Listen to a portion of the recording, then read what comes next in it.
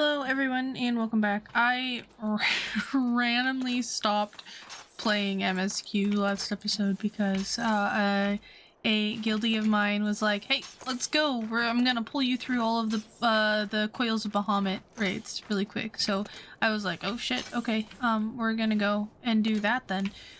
So I went and did that. And I did most of it.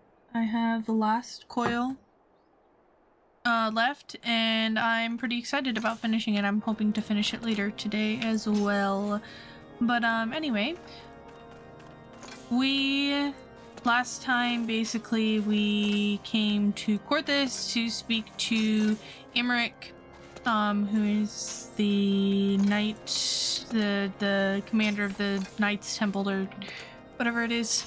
And he was like, "Look, I can't offer Ishgard to come back into the Alliance, the Eorzean Alliance, but I can make it so that I can pull some strings and make it so that they can't pass any laws that means that Hotchafont here can't send us supplies, because Hotchafont has been sending us supplies to help out at Revenant's Toll." So he was like, "I'll make sure that your supplies keep going to Revenant's Toll. You just help out with this Keeper of the Lake, because pretty spooky." So yeah, let's go ahead. When we were starting to make progress, and to make matters worse, the caravan they spoke of was bound for Revenant's Toll, of all places. Honestly, were I so inclined, I should think the gods were conspiring against us. Happily, however, I am not. I would know more of this attack. Let us speak to Lord Hotchafont and find out what he has learned.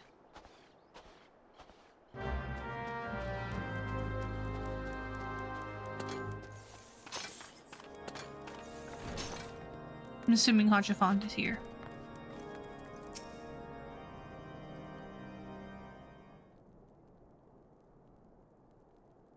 My sincerest apologies for the interruption, my friends, but the situation is such that we must act swiftly. If you would be so kind as to elaborate. Iceheart's heretics fell upon the caravan bound for Revenant's Toll as it was passing through Boulder Downs. 'Twas an ambush, swift and ruthless. In an instant every knight was slain, every crate seized, then, as quickly as they had appeared, they were gone. 'Twould be an impossible feat without knowledge of the route, knowledge to which only a select few are privy, I presume.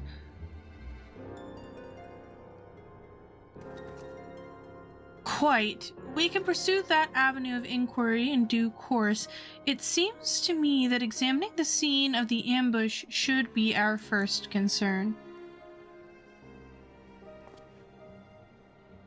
The trail is yet warm. We must act swiftly, as Lord Hotchafont said, lest crucial evidence be lost. You have an knack for discerning hidden truths quietly. Why don't you go and inspect the ambush site in person? An excellent idea. Inform my men of your intent upon arrival, and we will gladly share their findings.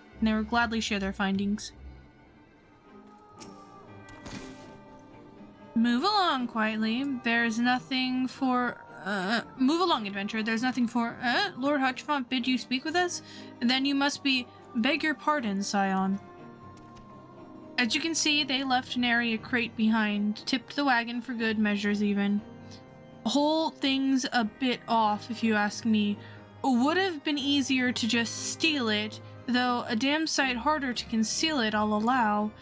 Reckon they came prepared, probably with wagons of their own, hidden away off. But pay no heed to my ramblings. Absent of proof, this naught but speculation. Might be as the squire, receiving care from the observatorium, could tell you something more factual, that is, if he's awake. Unlike myself, he was there during the attack, not that his presence amounted to much.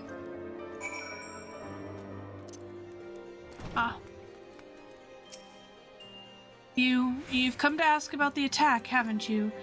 We came upon them before the entrance of the Hall of the Seventh Echoes. Oops. Pilgrims, we marked them as, lost and ill-equipped for the journey further north. Our leader called out to them, and one stepped forward to answer.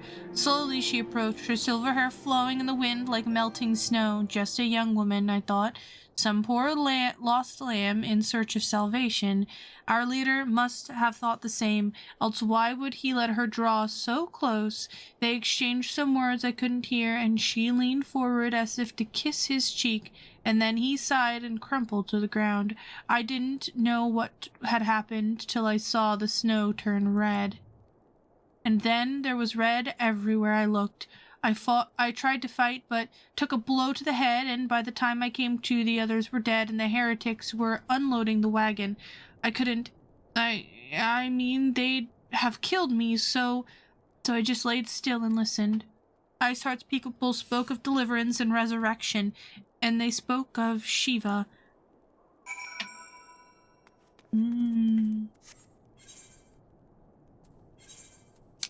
Shiva.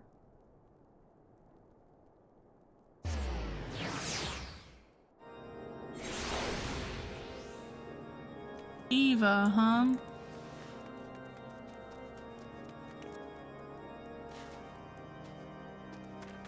Side.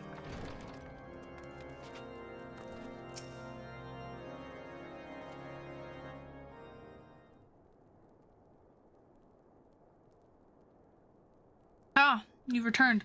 What news have you for us? Seems that Lady Iceheart does not scruple to sully her hands with blood. Scruple. Who is this Shiva the heretic spoke of? Have you not read a single line of Enchiridion, Master Alphino? Shiva was a traitor to kith and kin, an apostate who lay down with dragons. Now, we cannot expect all foreigners to know Ishgardian scripture so well, particularly when it concerns the patron saint of heretics. Wait, you say she is their patron saint? Oh no, it all makes sense now. Lord Hatchifant, what was the caravan's cargo? If I recall correctly, Diamond Forge had requested a large number of quality crystals. Do you not see? Iceheart and her followers intend to summon Shiva as a beast tribe would a primal. Why else would they go to such lengths to secure crystals? I shall inform the Lord Commander at once. Lord Hatchifant, you would agree that discretion is of paramount concern.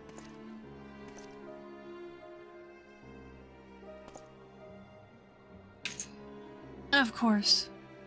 I trust you can count your we can count on your continued support, Mr. Alphino.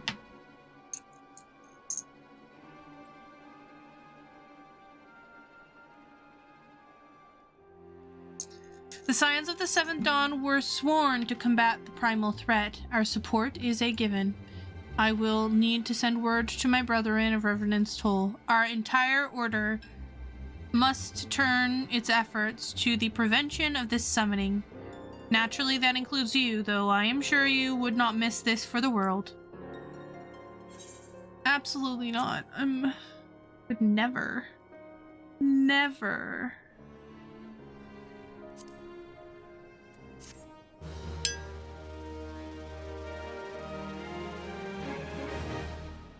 Do-do-do-do.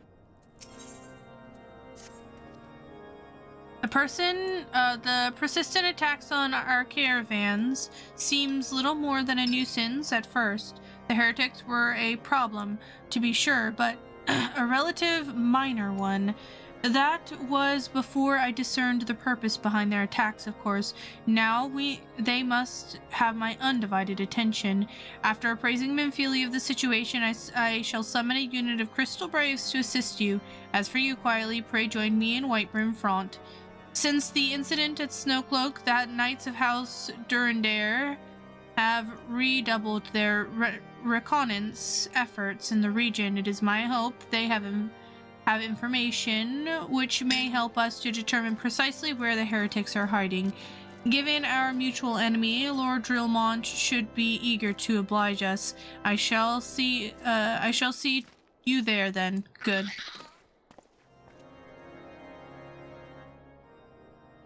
The Scions of the Seventh Dawn wish to join you in the hunt for Iceheart. The Scions of the Seventh Dawn wish to join in the hunt for Iceheart. Your assistance is more than welcome, my friends.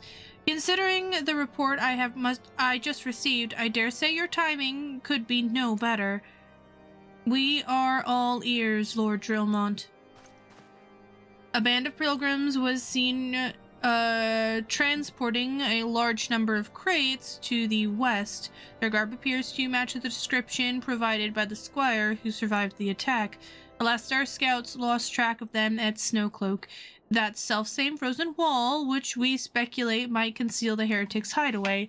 Suffice to say, the disappearance of these pilgrims and their provisions all but confirm our suspicion. I have heard enough. My knights will join the hunt. I took the liberty of summoning a unit of Crystal Braves to White Brim Front. Given the gravity of the situation, I trust you will agree that we must use every resource available to us. These are extraordinary circumstances, Commander. 'Twould be in our best interest to coordinate our efforts. Such was my intent from the start, Sir Almeric. And so it begins, my friend. Though I dare say I will prove an all too brief collaboration, Iceheart will not elude the combined forces of the Crystal Braves and the Temple Knights for long. Nevertheless, a wise man does not wager all upon the success of a single solution. There may yet be a subtler means by which we can locate the heretic's lair. Mayhaps Lord Drillmont has one in mind.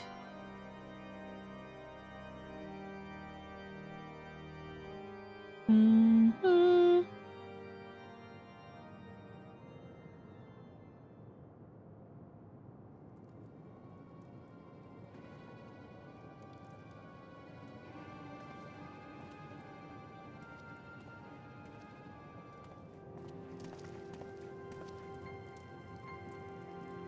Yes, excellent.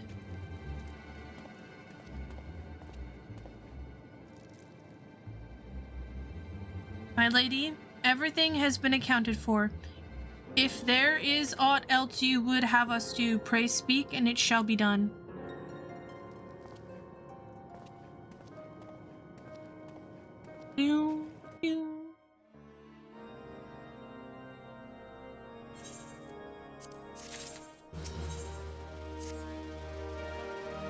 It seems as though we are always one step behind, our quarry ever just beyond our reach. Though I would like to believe that the tables are about to turn, I must confess to having certain doubts. A joint effort may succeed where others have failed, but it could yet yield the self-same result. Fortunately, we are not without other options. I trust you haven't forgotten Inquisitor Golem. We have not. The mystery of how the heretics remain undiscovered for so long has been much in our thoughts, as has the question of what steps might be taken to prevent a similar breach of security in future. Accordingly, we conducted an exhaustive and covert evaluation of everyone in White Brim Front. Though some were found to have committed certain minor transgressions, we identified only one possible heretic. If this man has pledged himself to Iceheart's cause, he will have taken note of the movements of the Temple Knights and the Crystal Braves, and upon recognizing their attempt, he may attempt to warn the heretics. The man's watch is to end soon, at which point he must report to Sir Jeremont in the yard. I would have you keep an eye on him. If his ventures beyond the wall, follow him discreetly. Oops. Should he meet a heretic, do not interfere. Simply watch and listen. I have seen to it that The suspect knows nothing which could endanger our plans.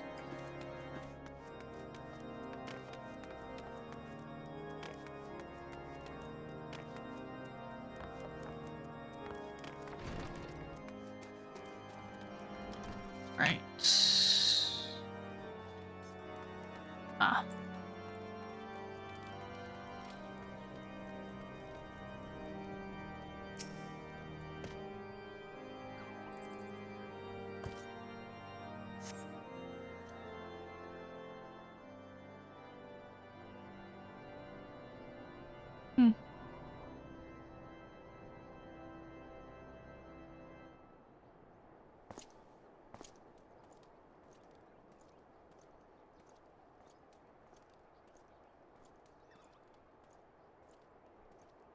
We're gonna follow him. The suspected heretic leaves through the southwest gate. Southwest, okay. I think this is the right way.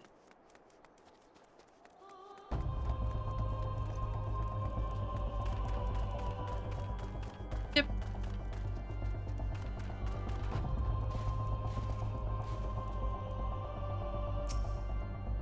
A curse tonight.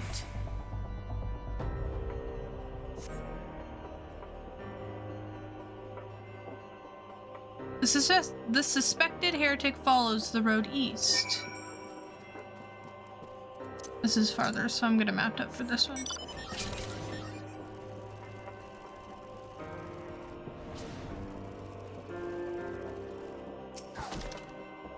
Where is he? Oh, there he is.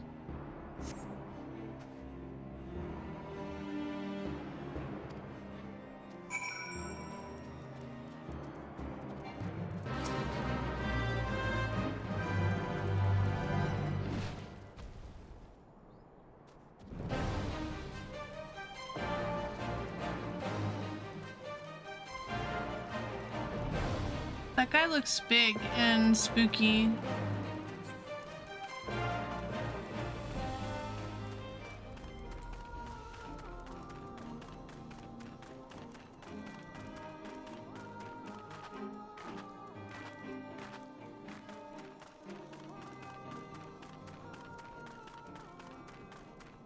There's a lot of people around right now.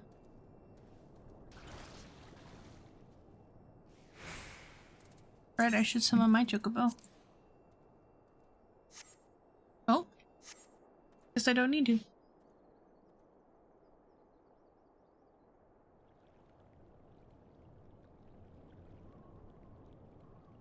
Hey!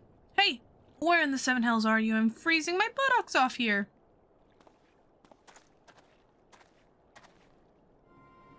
I'm here, you blundering oaf. Why are you late? Standing on the wall, why else? I have duties to fulfill, you know. Your sole duty is to the... bloody echo. Lower your voice or they'll hear you at White Brim Front. Yes, of course. The Temple Knights are mumble in Snowcloak. This is what you bring to me? We already knew about mumble. Our comrades in Boulder Downs will use the tunnel, mumble. Dead before they know what's happening. Nevertheless, mumble. If you waste my time again, is that clear?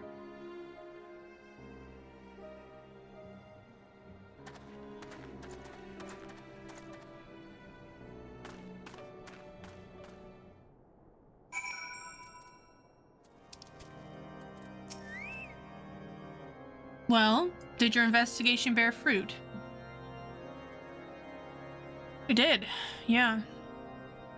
I see. I shall have my men detained at once. His guilt is plain. Would that you could have heard their words more clearly. And yet, the few snatches you were able to make out was nonetheless enlightening. It would seem the heretics are aware of our operation and confident that they can thwart it. Their comrades in Boulder Downs are key to their plan, which means it is key to our plans that they be rooted out and put to the sword.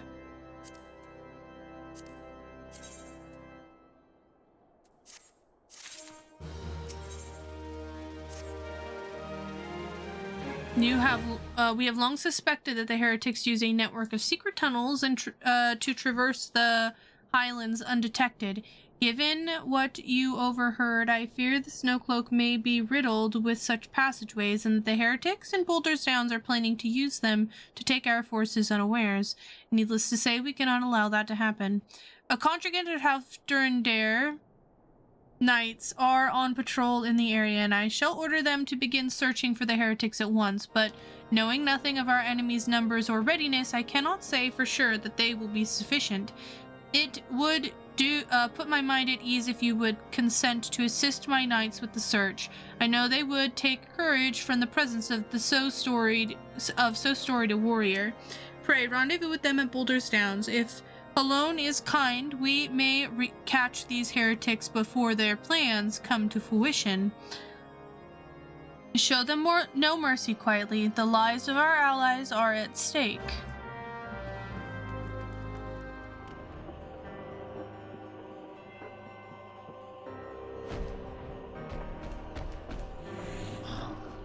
Oh no.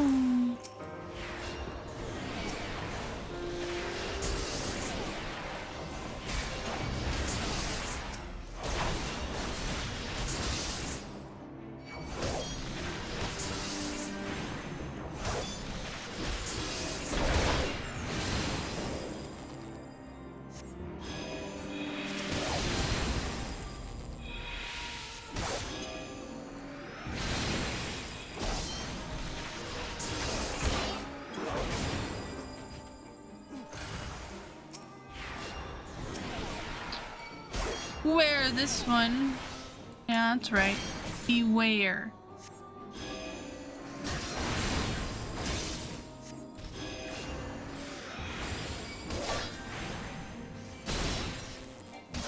Seriously? Rude.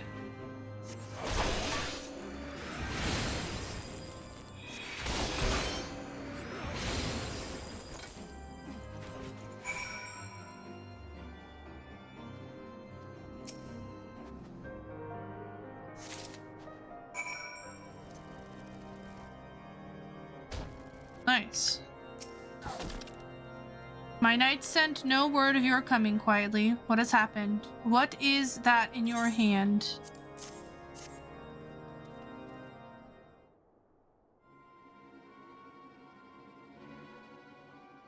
By the Fury, those were veterans with years of service.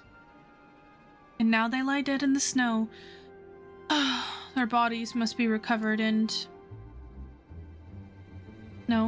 No. We have not the men to spare. Not now.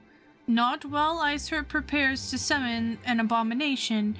The heretics you dispatched were not of sufficient number to contend with the combined efforts of the Temple Knights and the Crystal Braves. There must be others, and I'll wager they are on their way to Snowcloak as we speak. To make matters worse, it seems that the trader you followed managed to pass the heretics something of value after all. The parchment you recovered is a times table of the Guardsman Watch as our outpost in Snowcloak. And the trader was stationed there long before he aroused our suspicion. Would that we had caught him sooner. With this information, the heretics would know when the watch was weakest. They could use their tunnels with impunity and prepare their ambush. The timetable has not changed, you see. Of course, it will be changed now, but the heretics may already be in position. House Durandare must send reinforcements, even if it means withdrawing knights from the stone vigil. I will see no other way to safeguard the lives of our allies.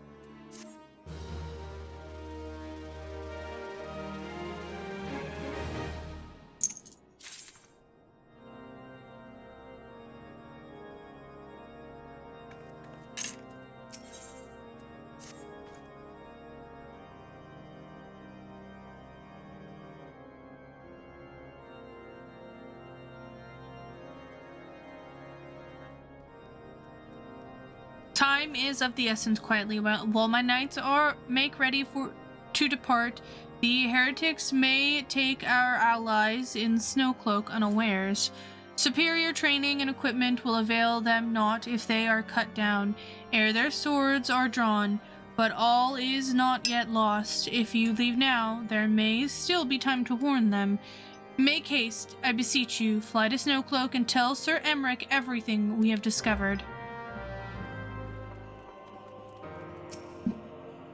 Quietly, this is a welcome surprise.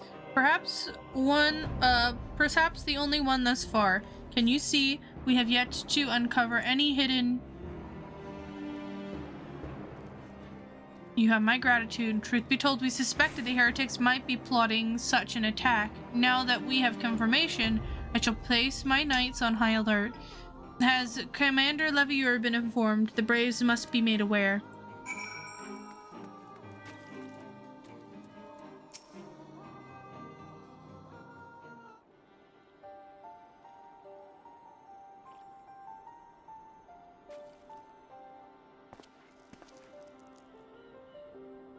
It must be here. It must be here. I'm certain of it. Why else would they go to such lengths to defend Snowcloak? 'Tis but a pity this discovery comes when our enemies has us in such a disadvantage. Forewarned though we be, the heretics know the terrain far better than we. I dare not think how many are watching us at this very moment. Confound it. This is all wrong. Iceheart has us scrambling to save our own skins, when we should rightly be straining every sinew to find her and stop this damnable summoning. There she is. Come here, girl.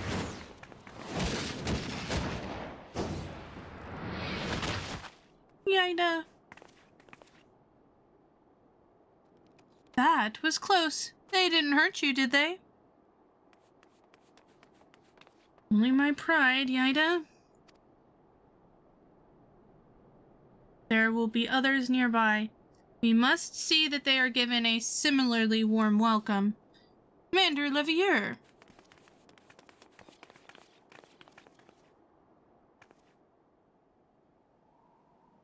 There's been a development, sir.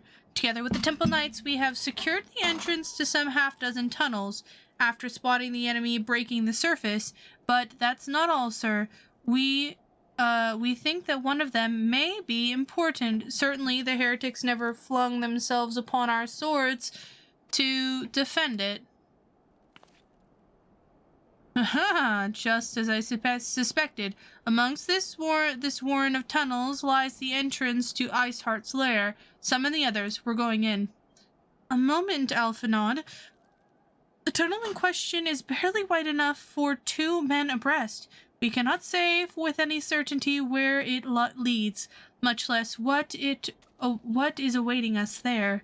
Furthermore, we have no way of knowing how many heretics are still lurking here on the surface. What if they were to converge on this point after we entered the tunnel? For all we know, we could be funneling our forces into a trap. I take your point.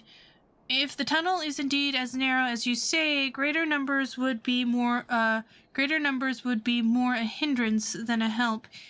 Should we encounter difficulty, our own allies would become an obstacle to escape. Ahem. A change of plans. While we rendezvous with Sir Emmerich and keep the heretics at bay here, you will go wherever the tunnel leads. And if you find Iceheart at the end, do not let her escape. You venture into the unknown to see that you are prepared for anything. I suggest you call upon your allies, though not too many, or Popolimo will sulk. Yes, sir.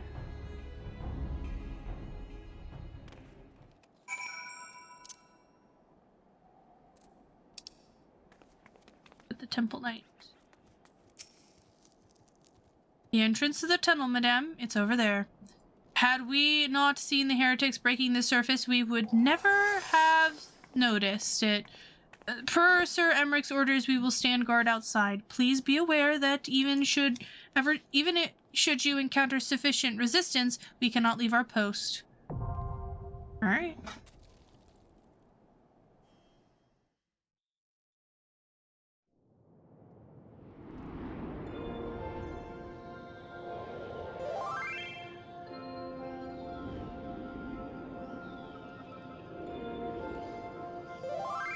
Snow cloak. I remember this one.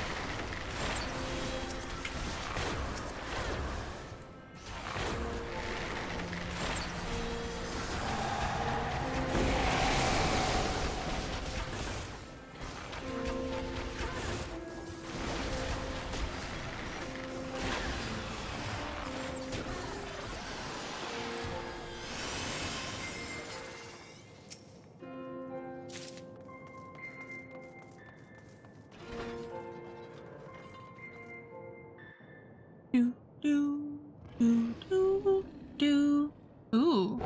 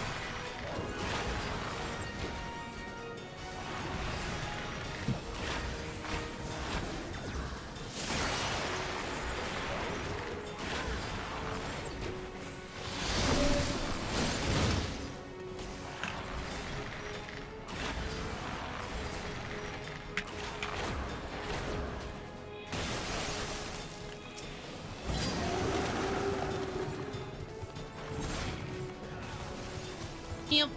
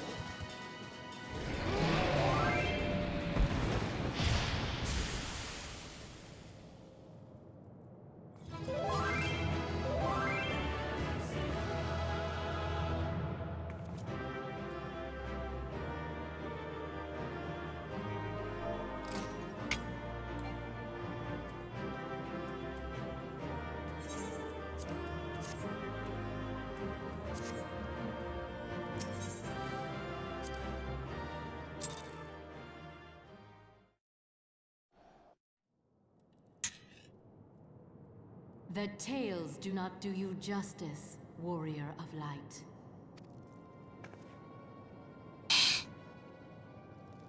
Yes, I know who you are, and you know who I am.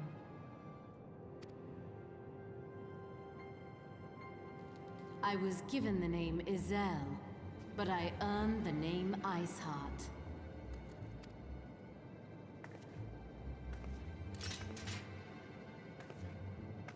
This endless cycle of hatred, of bloodshed, of sorrow.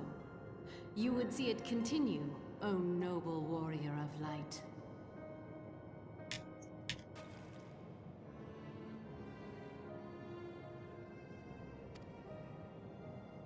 I would not. I will not. I will bring an end to this war between dragon and man, no matter the cost. In time, you will come to understand that what we do for the greater good. For Eorzea. For Hydaelyn.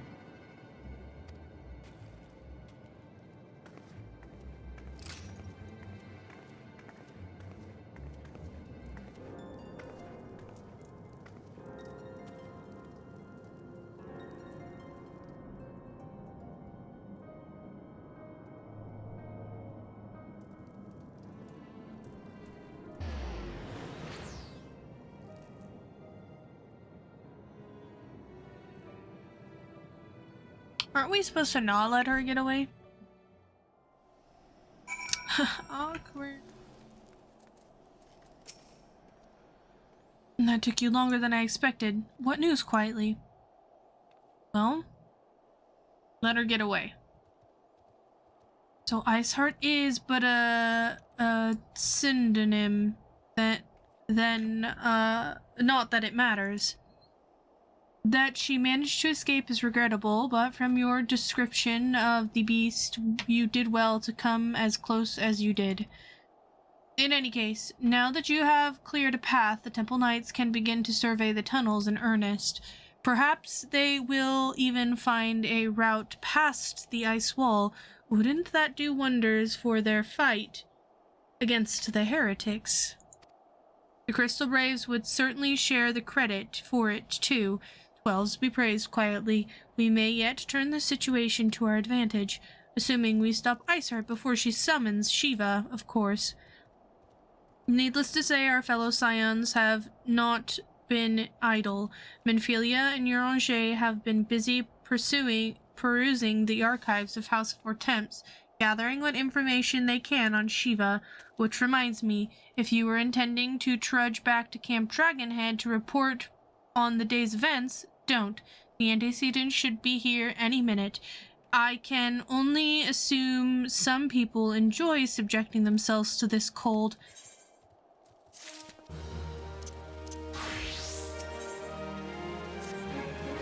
Boop-a-doop-boop.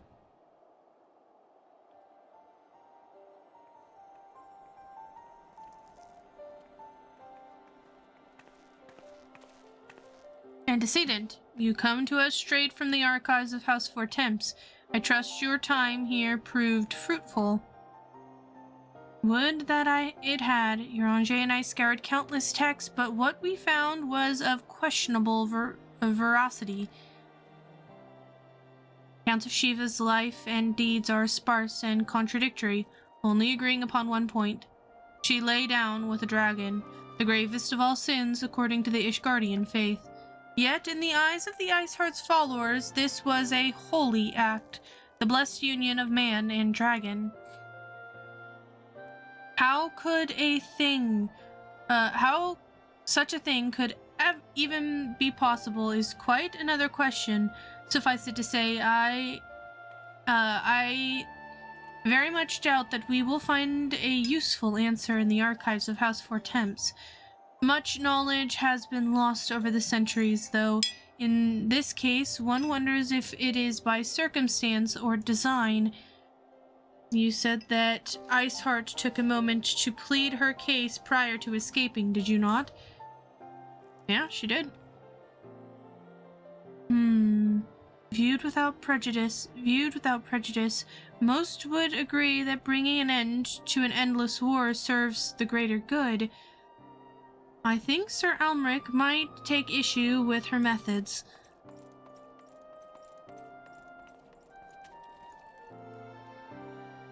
I do not care if a few stragglers manage to escape. Until the sappers confirm that the tunnel is safe, the men are not to search it. Yes, Lord Commander.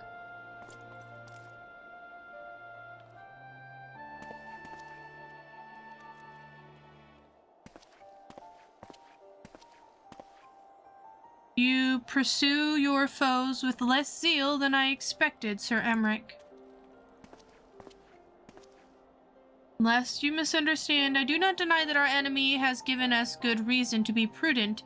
I merely meant, you being a man of faith, that I had expected a certain single-mindedness. After all, was it not by the will of Halone that your ancestors came to this land? Why, they took up arms against the Dravonians. Travanians. What would they have done in your position, I wonder? There are those who believe that faith is a renunciation of free will, that unquestioning devotion is required of all who would live a life in service to the Fury.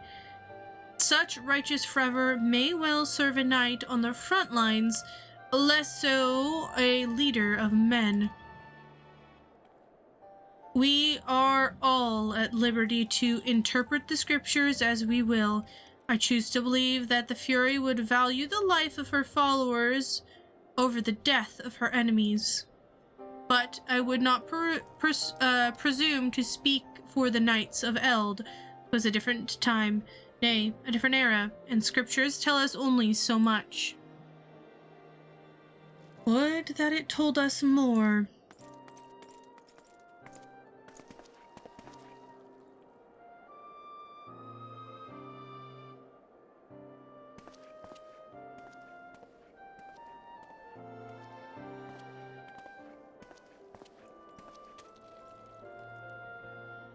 That man is awfully pragmatic for a servant of the Holy See.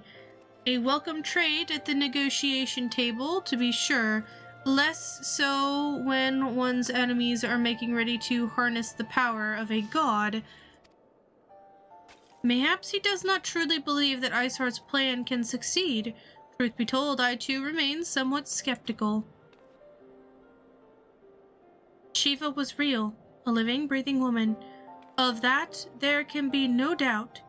In this respect, she differs from every other figure to have been summoned, each of whom was worshipped as a god. The sole exception being good King Mughal the 12th, the myth-made manifestation in response to the fervent supplications of the Mughals' guard. Saint Shiva may differ, but what of the heretics? They are a tribe of outcasts at war with a mighty nation, who yearn for the resurrection of the one who embodies their beliefs. If that is not placing one's faith in a higher power, then what is? Crystals and conviction, Minphilia, they have them both in abundance.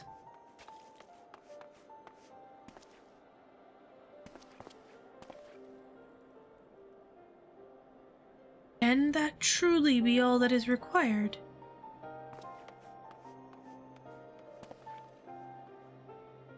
My survey team has concluded the preliminary analysis of the Aetheryte Iceheart used to escape.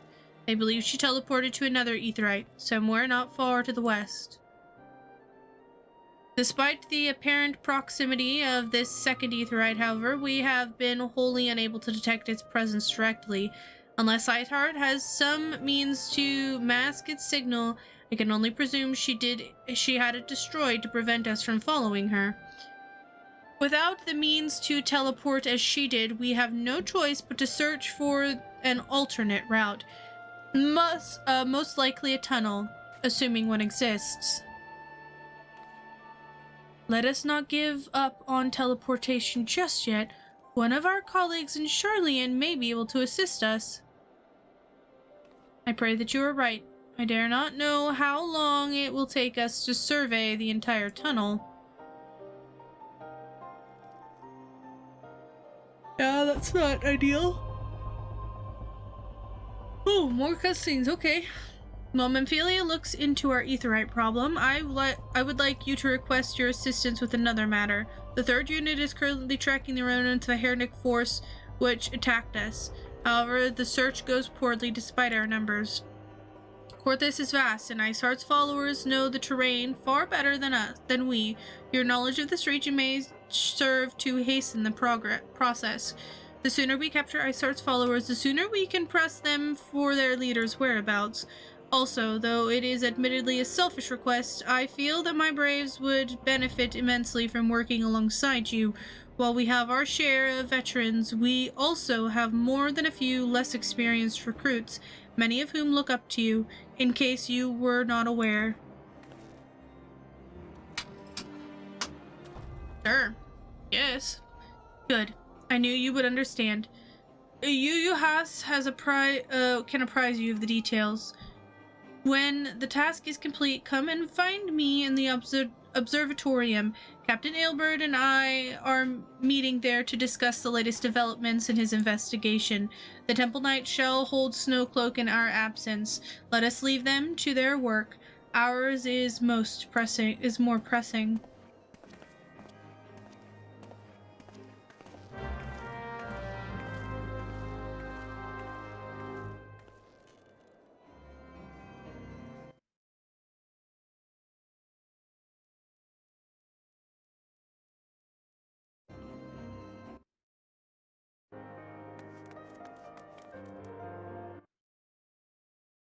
What are we on?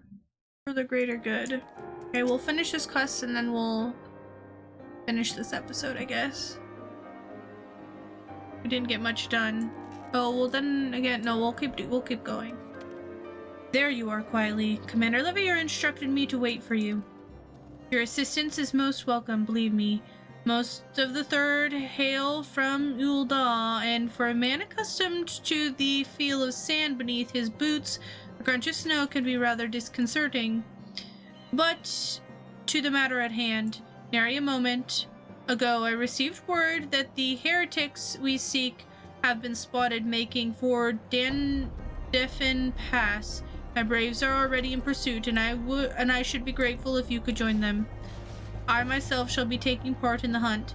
Never let it be said that I did not earn my coin.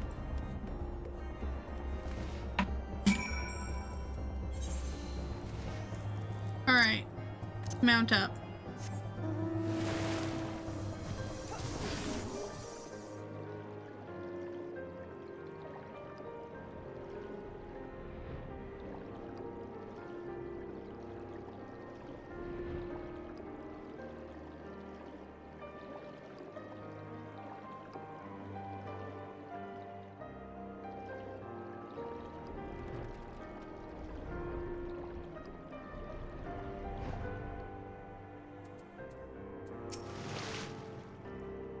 Balls, my ankle is on fire. Caught me boot on a rock or something and twisted it as I fell.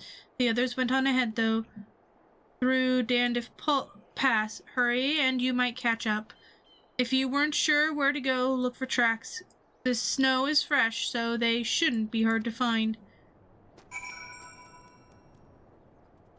Where are we going? Oh, we're going all the way down there. Okay.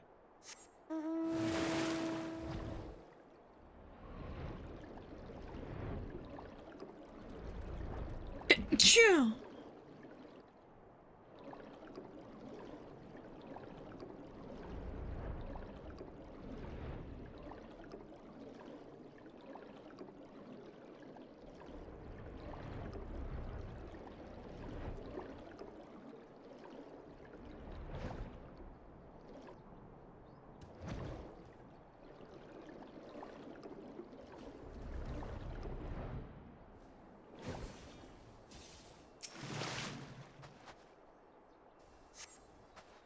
The tracks lead southeast.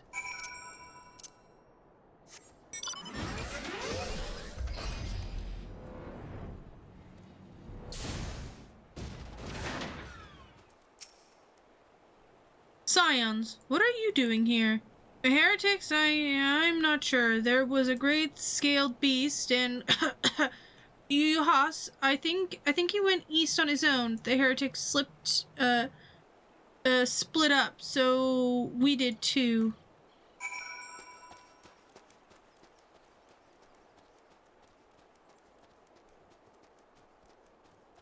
Below me? Oh.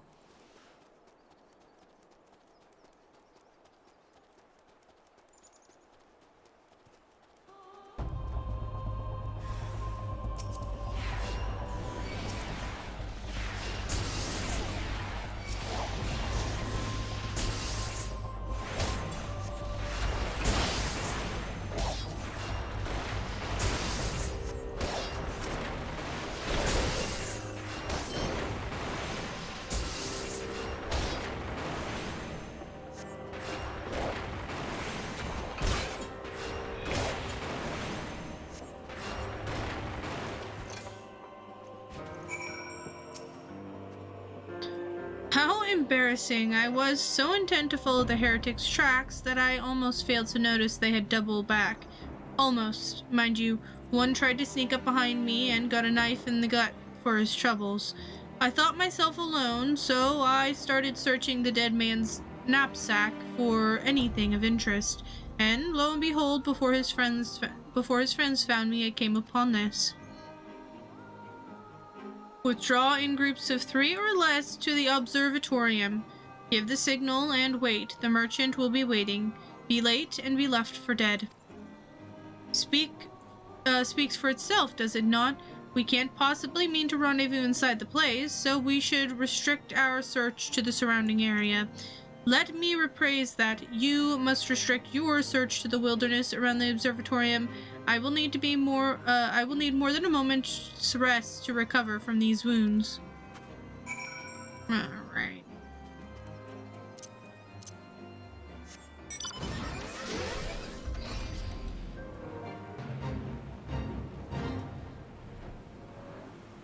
I like the little snow goo-boos. They're cute. They're little frosty dudes, and they got little butts.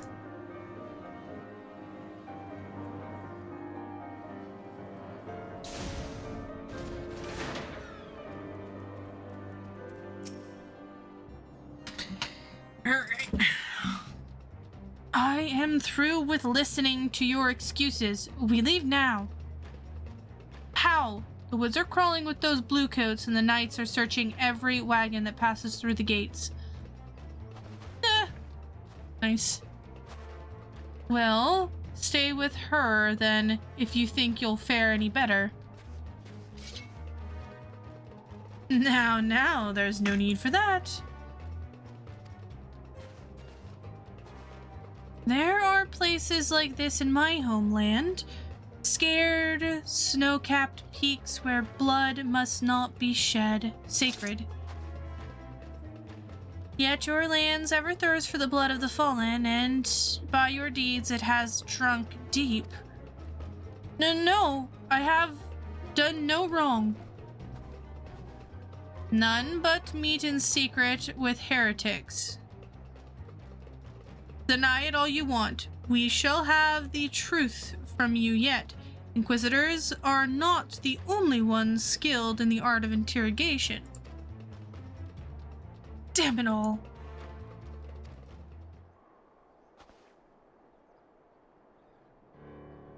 I like his feint.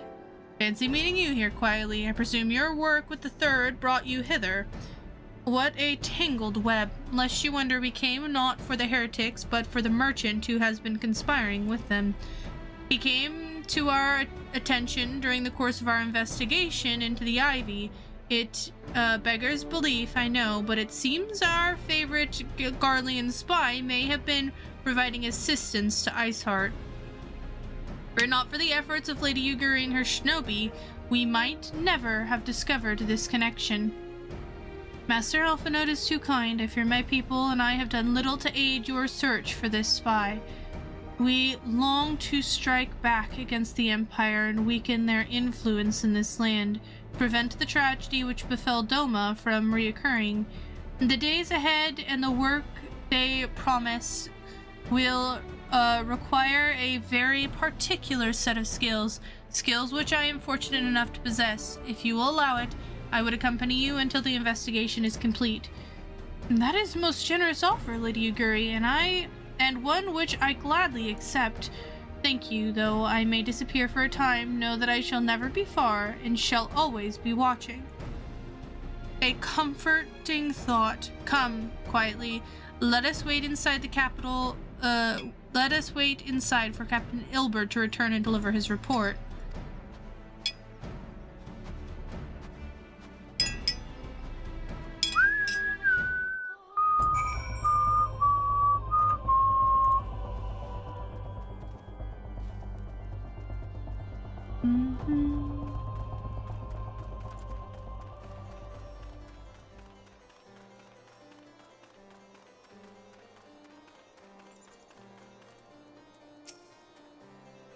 Captain Ilbert seems confident that the merchant's resolve would swiftly crumble with pressing If so, we should have new information ere long.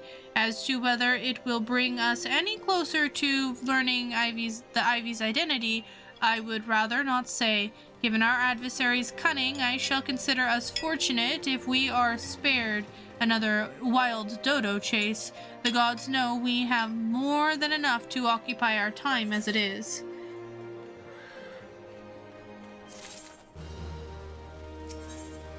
Tendrils 2, 3, 4, 5, 6, 7.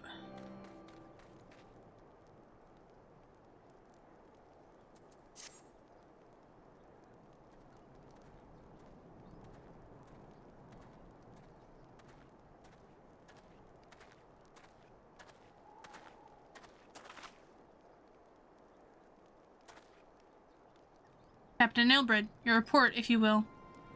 Aye, Commander. Firstly, with regard to the heretics we captured, I regret to say that the man could tell us naught that we did not already know of Shiva.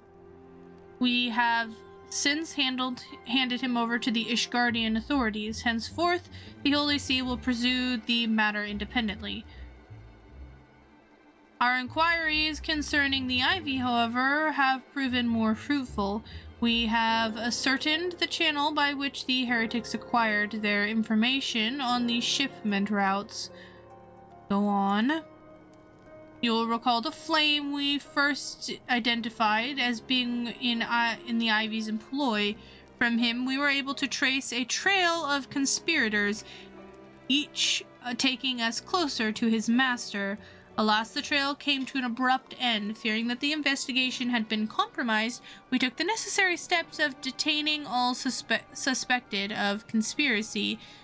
There were 5 on the list, including the flame stationed at Revenant's Toll.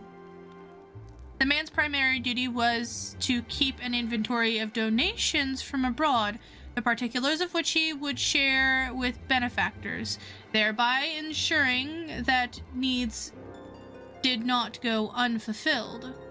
By virtue of his role, he was privy to the details of all shipments bound for the settlement. Needless to say, that included those originating from House of Four Temps. He knew the precise route the caravan would take, and he sold that information to the merchant. I think I can guess which one. None other. With little encouragement, he soon confessed to knowingly aiding and abiding the heretics. Well, that was one mystery solved at least. But what of the Ivy? Are we any closer to prizing off his mask? I dare say we are, Commander. Our relentless pursuit has forced him to commit a grave error. In a desperate bid to cover his tracks, the Ivy resorted to exercising certain administrative powers available only to high-rank members of the Immortal Flames. If you consider, then, that our investigation is known to barely a handful of them, the field of suspects is greatly narrowed. You mean to say that the agent is among Raban's innermost circle? Someone who has been with him since the Immortal Flames' establishment? 'Tis the most plausible explanation. The infiltration likely occurred during the company's founding, with the groundwork for the act being laid beforehand. To slip into the position of authority unremarked and remain above suspicion all these years. I too was surprised, though I really should not have been. Of the 3 grand companies, Ul'dah was ever the most vulnerable to infiltration. Both Limbs and Gridania have long-standing armed forces that lent themselves well to the formation of the Maelstrom and to the Order of the Twin Adder. To all intent and purpose, it was these same people, loyal ones, mind, under the same leadership. Only the banner was different. Not so the Flames. Ul'dah's military was made up of a disparate order, order, most of which were glorified merchant companies that answered only to their own paymasters. Hardly an ideal environment in which to establish something as high-minded as a grand company. The difficulty Raban faced when founding the Immortal Flames are well known. Even after he had convinced his fellow syndicate members to share the cost, there remained the small matter of finding enough bodies to fill the ranks. Indeed, and given the pressing nature of the Imperial threat, that meant recruiting every passing sellsword. Amidst the chaos of its founding, it would have been child's play to infiltrate the company. A good deal easier than now. The Immortal Flames have been caught between conflicting interests, the public and the private. Though the monetarists ultimately agreed to organize to support the organization's founding, it was not out of charity that they did so, but simply self-preservation. Had Neil von Darnus's ambitions been any less apocalyptic, you may be sure that they would never have risked supplying Raban with an army. 'Tis but a wonder that they did not attempt to extinguish the flames the moment the danger had passed. Returning to the present. Even as we speak, our Doman allies are shadowing every high-ranking flame, only one of whom could be Ivy. Desiring a deal to blow against the Empire, the refugees were eager to lend us their aid. I suspect to hear from them ere long. Very good. Pray continue your investigation with the first.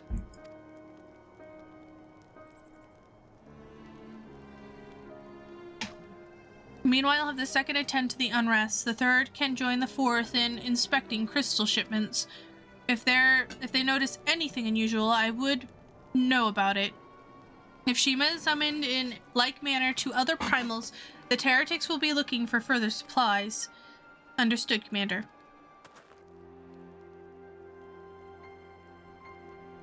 I shall send word to Sir Aymeric, informing him of our success in identifying the heretics' abaters. Hopefully the information will be of some use to the Ishgardians. It is time, Commander. Yes, I am aware. An emergency council of the Alliance leadership has been called. There have been developments in Garlemald, it would seem. As commander of the Crystal Braves, my presence has been requested. I would have you accompany me quietly as the realm's stoutest champion. 'Tis only meet that you be present for the discussion. Oh, and the antecedent has already given her consent, lest you worry. Nice.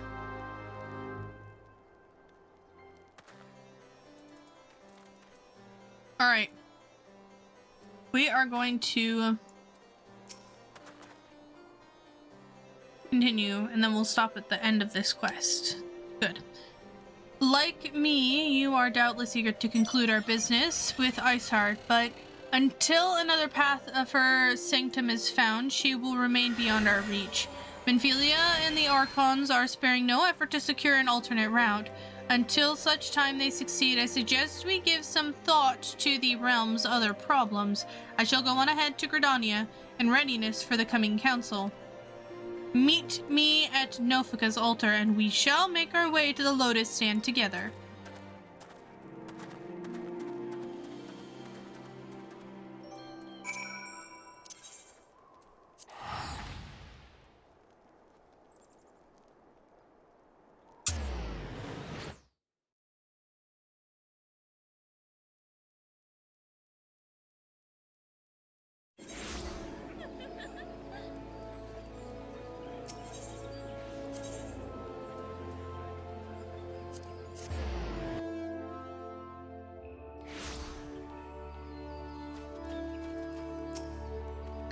My thanks for coming quietly.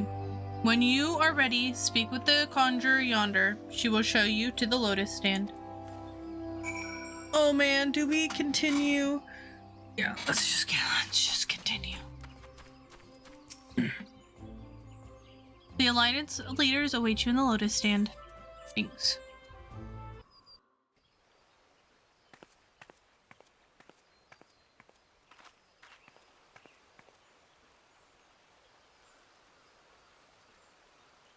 Change has come to the Garlean Empire, and we must discuss the implications.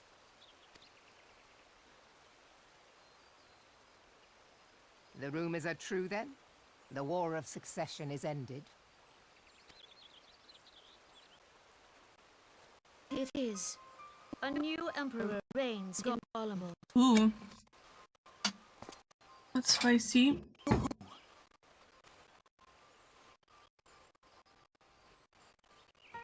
The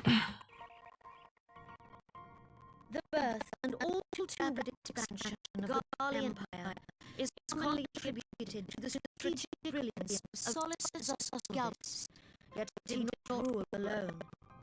Several members of the royal household also distinguished themselves during his reign.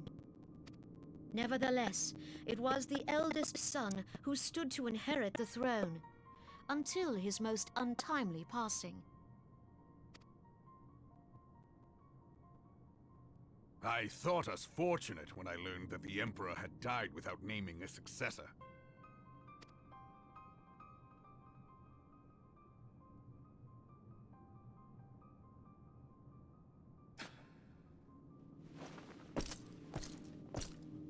Would that the Garlean Empire had died with him.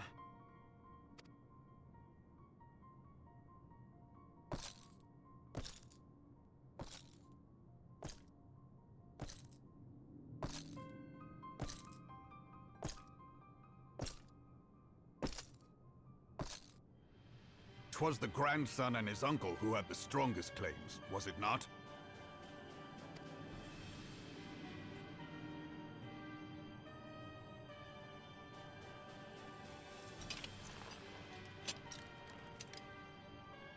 Indeed, yet claims count for little without the power to assert them. High Legatus Varus Ye Galvus is a respected military leader. Not so his uncle.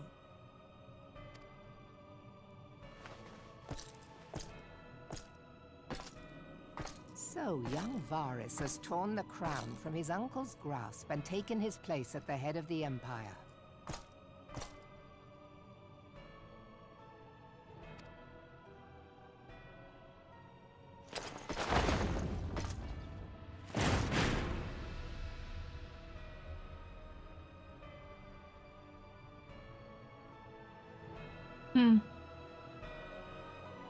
He looks angry.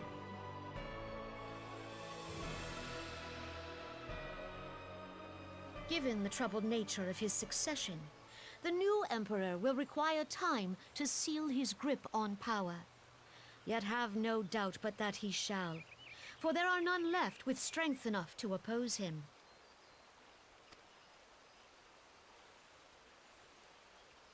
Since the success of Operation Archon, the remnants of the 14th Legion and the forces occupying Alamigo have done naught but fortify their positions. But you can be sure they'll be ready to march on us again, if their Emperor gives the word. When, not if. They say this Varus was so set upon Eorzean annexation that he spoke out against the Meteor Project. Plainly, the new emperor's intentions are of great concern to us all.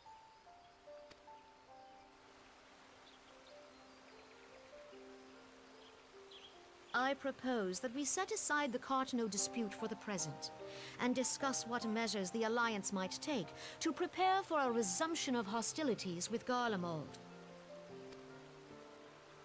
Moreover, I move that we re-examine the question of how our former allies in Ishgard might be persuaded to retake their place at our side.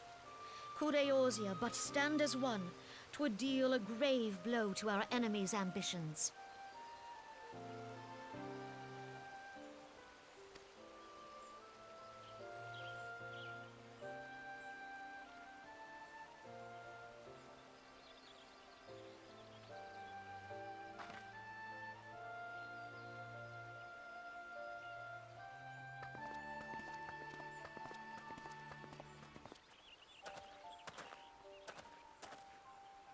Well, I suppose we should be grateful that they have finally acknowledged the inevitability of Imperial attack.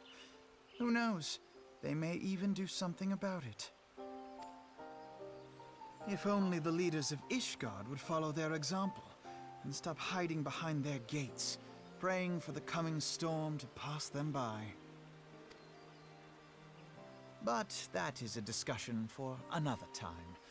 At present, I am more concerned by the fact that the Alliance's mooted preparations will be made known to the Garleans many moons before their coming. So long as the Ivy eludes our grasp, no secret is safe.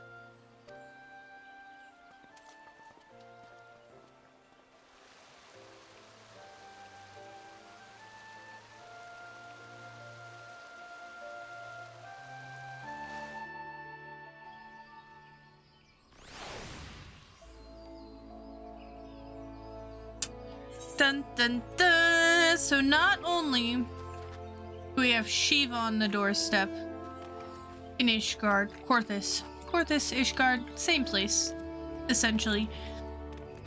We also have a spy that we need to track down.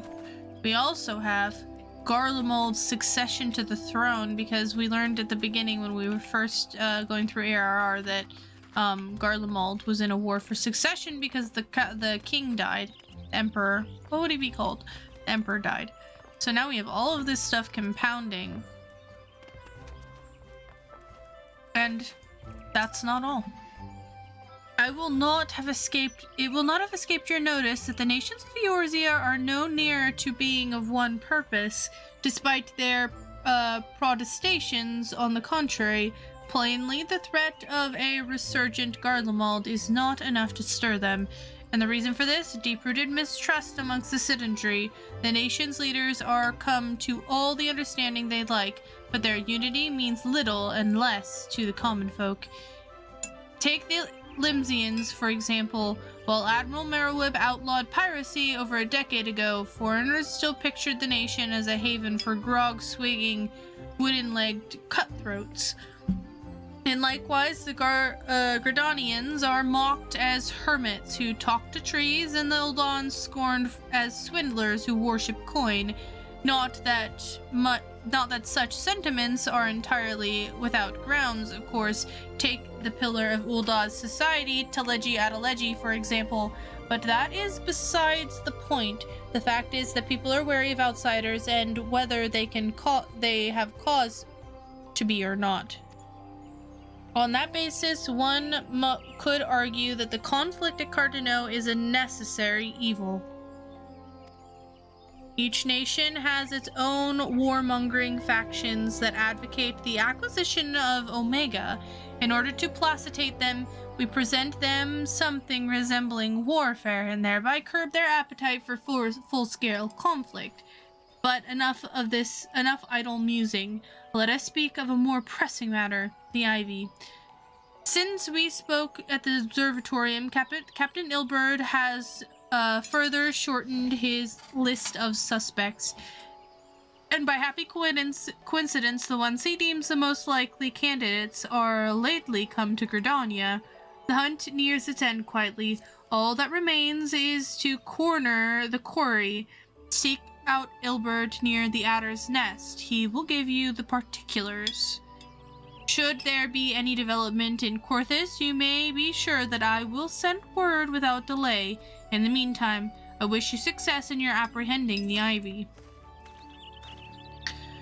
Alright, well, one thing is about to come to an end, and that's the Ivy, maybe. We'll see. And also this episode, because this episode's long as heck, and we'll continue 2.4, we'll finish 2.4 in the next episode, so if you're interested and looking forward to or enjoying these playthroughs, go ahead and drop a sub and a like.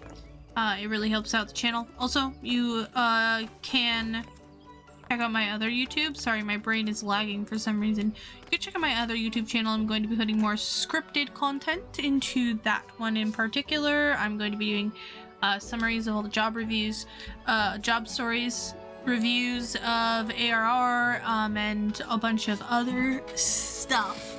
So, Yeah, take a peek at that and drop a like and sub over there too. Anyway, thank you so much for hanging out, and we'll see you next time. Bye.